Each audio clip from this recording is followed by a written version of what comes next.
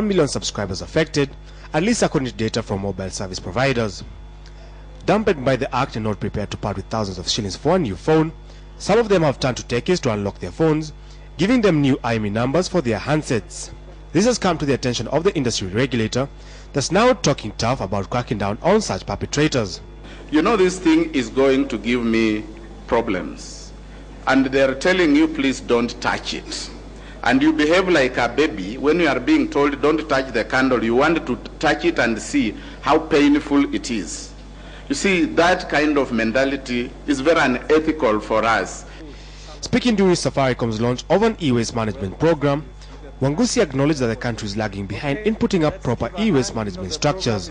Internationally, China, India and Pakistan are leading countries that receive much of the world's e-waste, but Kenya is not spared, and though not handling as much e-waste, it is in bad shape since no formal systems exist for recycling.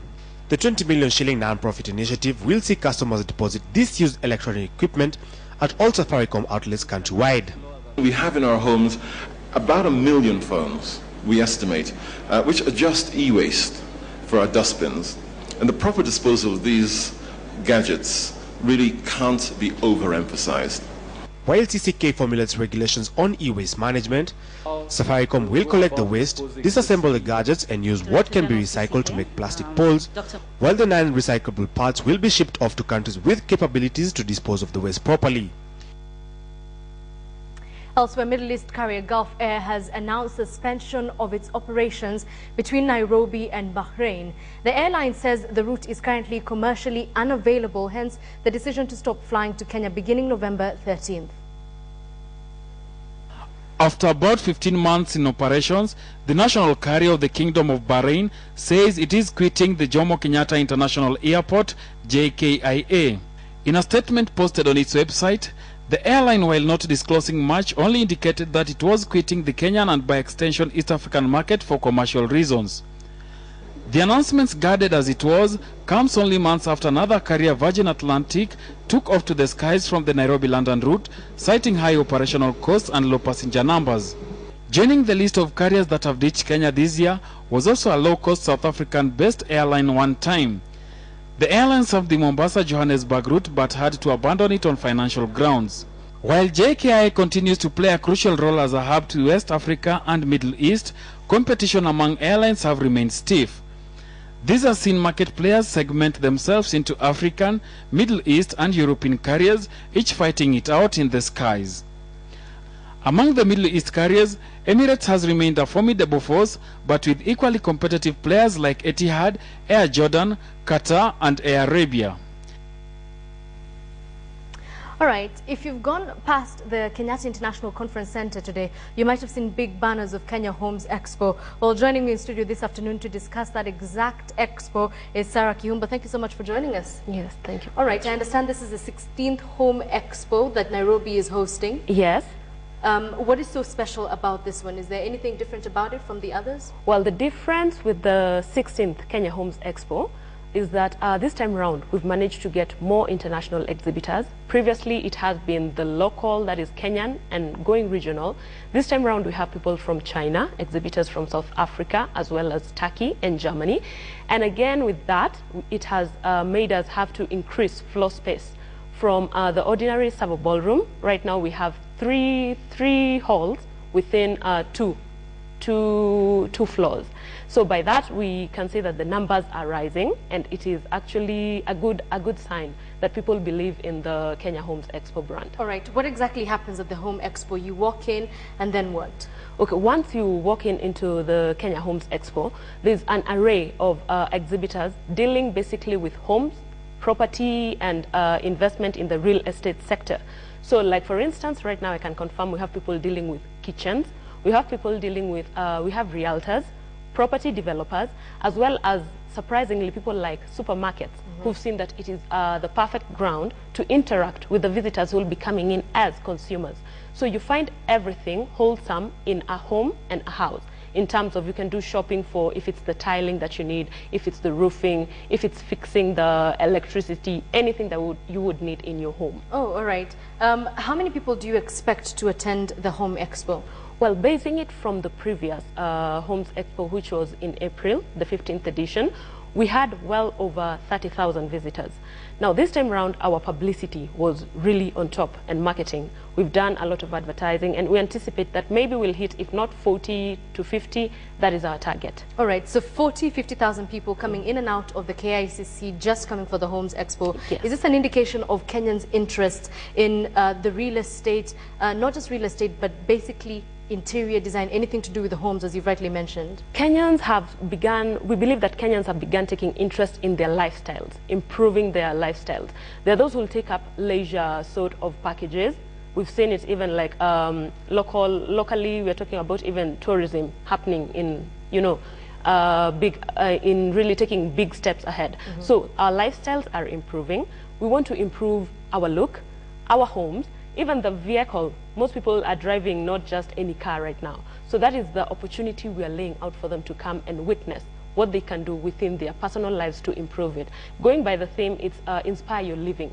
And from the exhibition, you will inspire it in very many ways. Okay, when we say homes in Kenya, we tend to relate it or associate it to people who own property, be it an apartment or a bungalow or whatever it is ownership. But a huge percentage of Kenyans live in rented apartments. Will they be able to come and feel comfortable with the sort of things that are being exhibited at the Homes Expo? The best thing about the Homes Expo, we take it in the entire value chain. We have even financing organizations. One of them, like Barclays, is one of our sponsors. And from here, the visitor will be able to interact to know what sort of package is there to finance my home needs. I need a home, I'm budgeting around this much. What are the available financing options? Again, the property owners. We have several, a myriad of these property owners who have different properties dealing with targeted to the different markets. So I believe everyone who comes in will have someone who they can talk to lead them up to what they are seeking for. All right. And based on your experience from other Homes Expos, what would you say is Kenyans' biggest interest when it comes to housing? I would say interiors. We all love well-furnished homes and everything. And actually, we've managed to seal one of the people dealing with interior design issues, Fair Deal Group. They are our sponsors, and by that they're going to benefit because they are going to show an array of other different aspects, you know, innovation to make our homes look better. So I'd say interior design. Okay, so there's a growing interest in interior design. Is there a market which is capable of dealing with that, which is able to satisfy that capacity? As is, locally, yes, we do have. But we also want the expo to go that extra mile of showing what others outside of the region have. For instance, I'd be very glad to see maybe what South Africa is doing in their interiors, because it's all about innovation and getting in new creation that is going to, you know, enlighten even what we have, so that we don't just get, we don't sit down comfortably thinking that, yeah, maybe we have the best while there is still more to see. All right. Correct me if I'm wrong, but it sounds like the Homes Expo is geared towards the middle class and above. Well, that was it initially, but on the floor right now we have even people with products tailored towards the low end. Now by this, we are trying to make it not look middle up only, because, I mean, at the end of the day, everyone needs to feel a little, you know, your lifestyle, there's a place you want it to reach. So we've managed to get people who are also targeting the lower market. Okay. Yes. Speaking of the lower markets, the statistics would show that 65% of the people who live in Nairobi actually live in the informal settlements. So if a person from this quote-unquote informal settlement walks into the Homes Expo, they'll feel perfectly at home? Well, I would say they would, because right now we have the Ministry of Housing, which has endorsed the event. And by that, they are able to work with people like National Housing Corporation, who will show them that, yes, you can work towards moving from the informal sort of settlement through whichever channels that they would recommend. So we are also working with government to see that as much as the private sector is the one that is leading up with this, with the sector, the involvement of government will help us work towards raising that low or middle sort of person to the level that they want to get. Okay, and finally, it's the 16th edition of the Kenya Homes Expo. What is your goal 5 years to come? Do you still see it in Nairobi? Do you see it moving about the country? Do you see Kenyan investors moving out into other countries to take the Kenya Homes Expo elsewhere? We are looking at actually going regionally yes, we wouldn't mind doing something in Mombasa because we know luxury homes are in Mombasa. So that is getting investors probably even coming to invest in Mombasa, the other cities. Yes, we wouldn't mind also having the expo grow to go regional. I mean, the market is property market is really, really, really lucrative. We wouldn't mind having it taking a regional look and possibly participating, even if it's places like Dubai, where we have some of these mega expos, so that we can also expose our market and our public to what others are doing, so that we really improve the lifestyle. All right, I know I said it was finally, but I do have to ask, the sort of people who are walking in and out of the Homes Expo, their age bracket, are they young, are they older, are they people who are interested in having homes, or people who already have homes? I would say it's a mix, because first of all, like I said, we are targeting first the people like property development, the technical in homes and real estate. But again, we're not locking out that young person who's looking at furnishing their newly gotten home or something. The kids will be accompanying their parents. So we've actually had even a section which is dealing with even the, like, you know, decor for kids, the bedrooms and stuff. And the kid might be resourceful when they are accompanying the mother to come see that. So really, it's open for the public, general public. All right. I know it's launching right about now, if I'm not wrong. Yeah, we are supposed to be launching at 2 o'clock. The Assistant Minister for Housing, Honorable Margaret Wanjiru, will be officiating. And we really hope that it's going to create the value we want from both our exhibitors and visitors. And how long does it run for? It runs for 4 days. That is going to be today, 18th, through to the 21st. We are only charging 150 shillings, and there's a raffle. So your 150 will also be very valuable. You might get to win one of those interesting electronics, furniture. Yeah. Okay, apart from the raffle where I might win a prize, why else would I want to come for the Homes Expo? Well, Homes Expo, put in one wrap, you get to choose the best from the best. I would call it something in the line of a shopping guide. Shopping guide for your home, in terms of, we have people on the floor who you might not meet in that supermarket. So you'll come, you'll experience, you'll touch, you will see before you make that purchasing decision. All right, thank you very much for coming into studio. We're speaking to Sarah Kihumba, who is part of the Kenya Homes Expo, which is being launched currently as we speak at the Kenyatta International Conference Center. It's a 16th edition, so by now I figure they know what they're doing. When you get a chance, do have a look, pop in. You might find something you like. You might even end up buying a home. Who knows? Well, we take a short commercial break. When we come back, we're talking about startups in Africa. It's an event called Demo. What does it stand for? What is it? We'll be answering those questions after this break.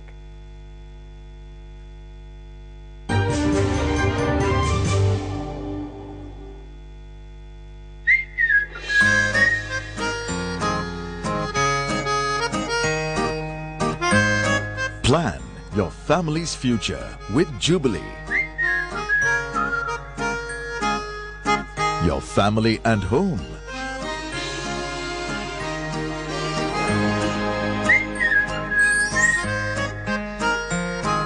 The finest education.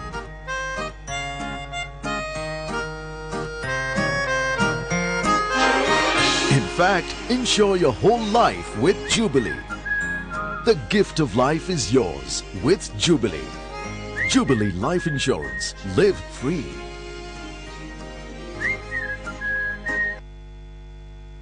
She's got a cold again. Well, I'm sure you're taking proper care of her hygiene. Yes, I use antiseptic liquid in her bath water. But germs are also getting smarter, and your protection is still the same. So what's better? Advanced Lifebuoy. While bathing, it gives better germ protection than antiseptic liquid. 10 infection-causing germs, 1 advanced protection. Lifebuoy.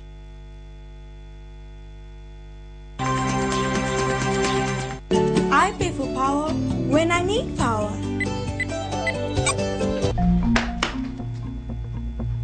Haya, kwani kuna ghost huku? Ghost gani? Si huyu. Haya, usi kamba? Huko short tutashikwa. Ai, aje sasa sisi ni wale. Wewe na nimeona bwana, hiyo ni domob, sasa itabidi umeniongeza. Unajua nimefanya kazi ya maana. Pesa ya maana ndio nataka. You, my friend, are looking at a proud father. Vicky? Of course not. Esther is pregnant.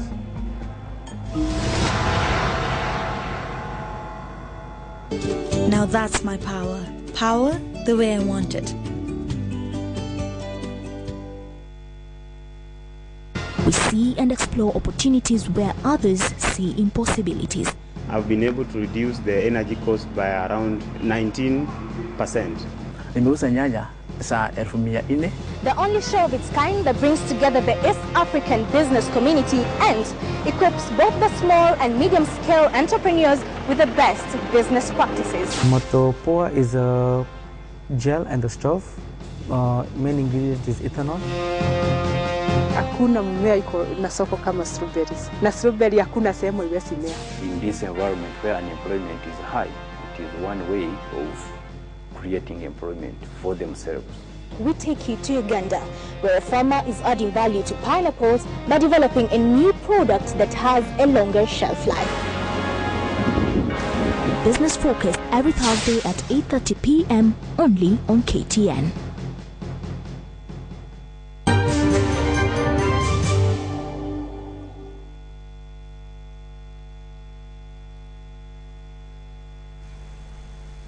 Welcome back to Financial Markets Live. We're now getting into a second interview of the day, and I'm talking to Harry, a very interesting name.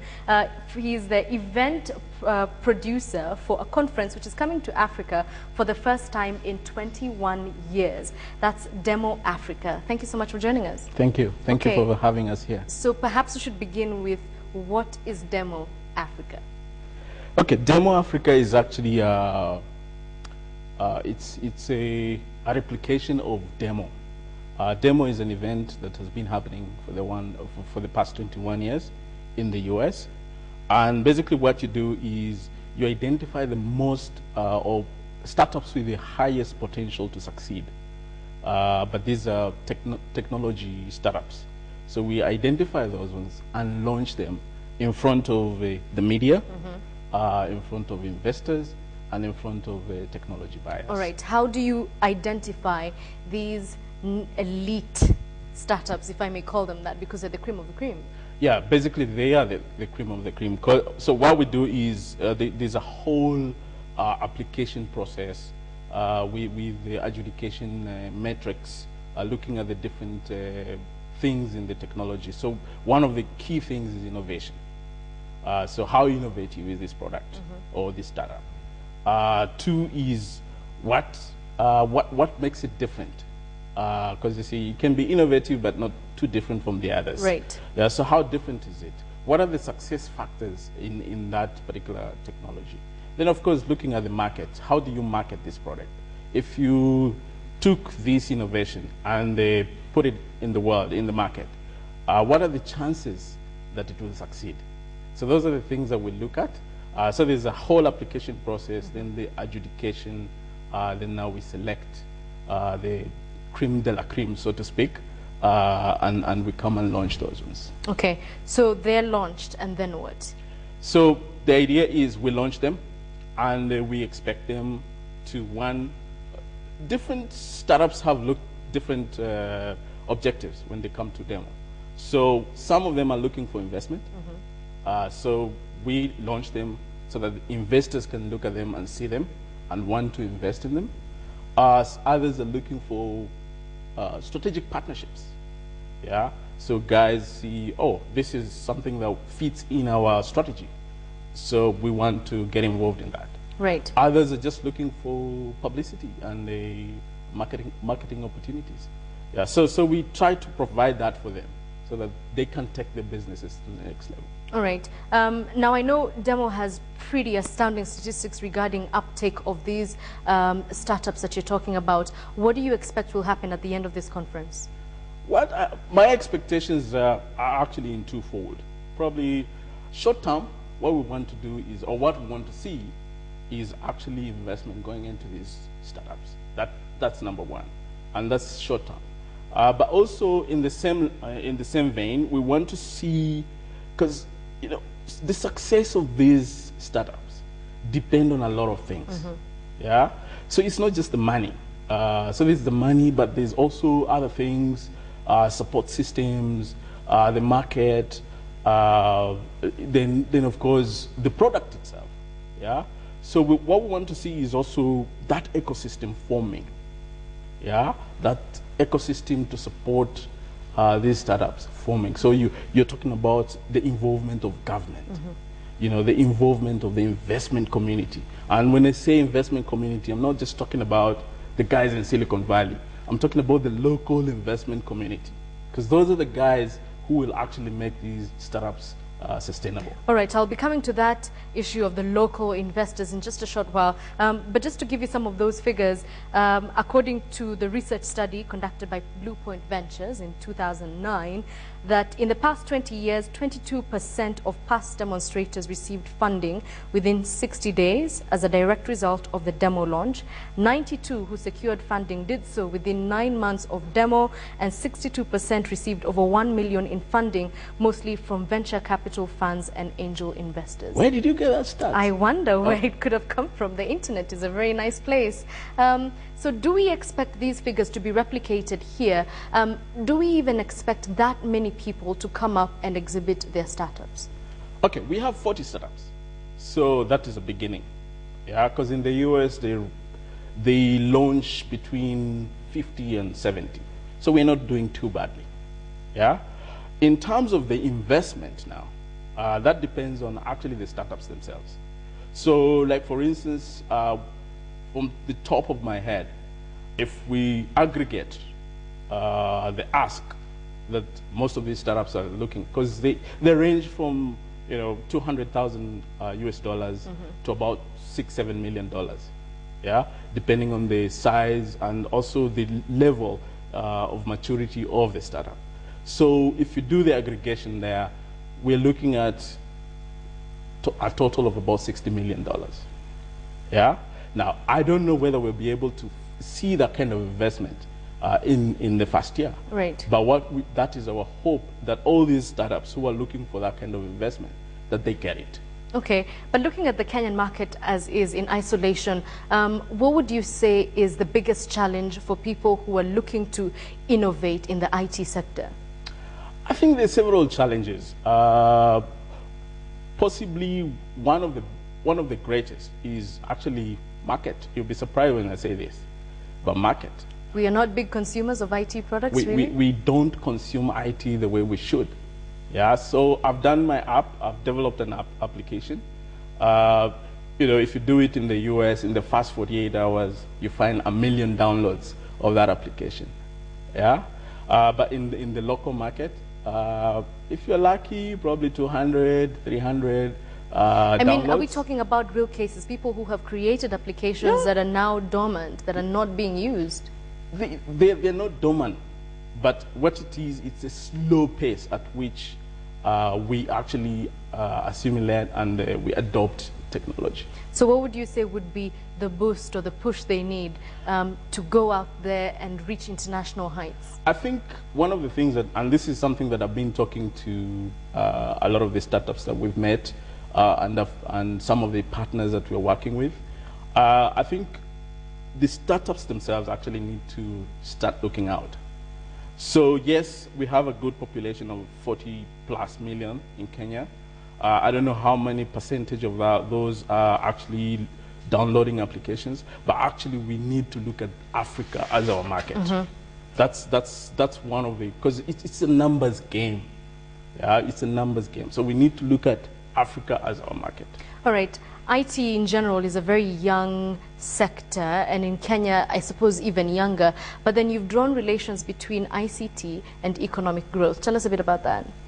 Okay, so for instance, these kind of startups that we're working with, our hope is that these guys will be successful. And now, right now, I'm talking about the 40, but actually, I want to see all the 500 startups that applied for Demo Africa to be successful. Now, just go with me with this. So 500 startups, yeah, are started today. These become successful and profitable. Look at the spiral. With or without investors? Yeah, yeah. Look at the spiral effect in terms of job creation, yeah, wealth creation, yeah. So it has a direct impact on the economy. Yeah. So I think this is something that we need to take forward, and that's why we want to see a functioning ecosystem, a PPP, where the government comes in, plays its role, the private sector comes in, plays its role, the investment community comes in and plays its role. Right. Yeah. But if this correlation has always been, and it's obviously evident. Why is it that Demo has not been in Africa for 21 years? I mean, this is where we need the economic growth the most. People are now looking at Africa. Yeah, probably time was not right, but I think right now we are in a very good position.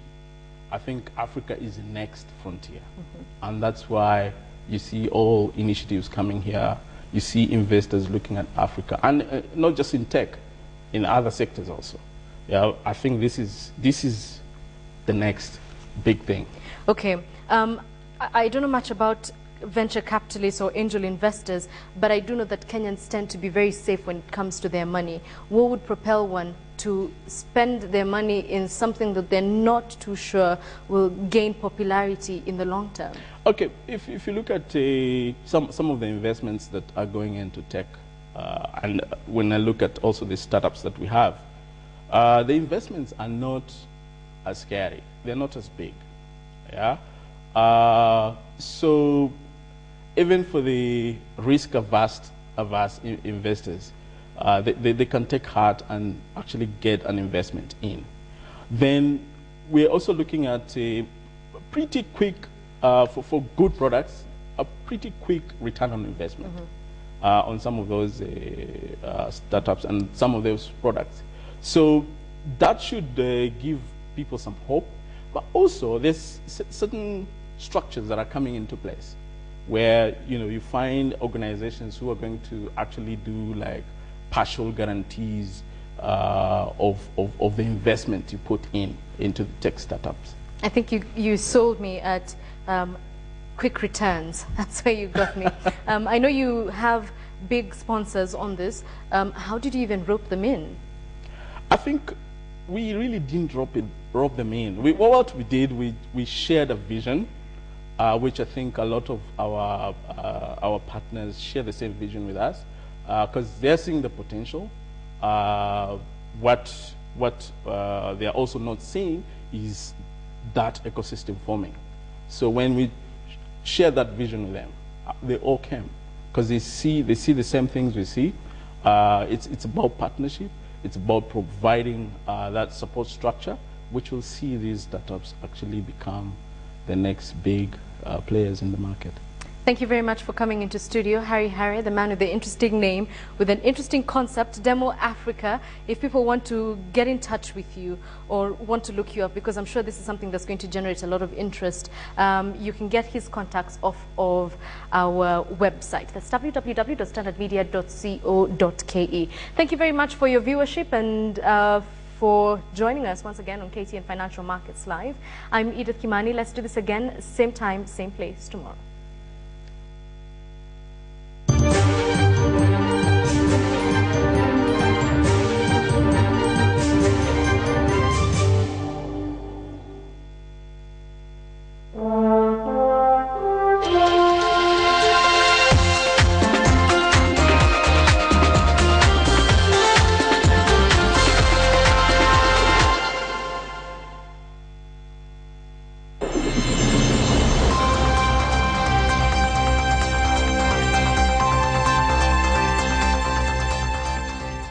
Timiza na M-Pesa. Win a Mercedes E200.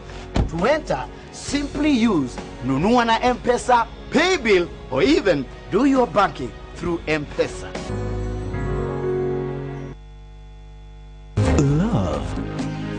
Betrayal. You will regret this. Suspense. Tears. Joy and drama. Catch the best of Nollywood. I can see you're no longer afraid. You have pushed me to the wall, and I'm ready for you. You called me an old woman. Am I your mate? Jesus! Ladies and gentlemen.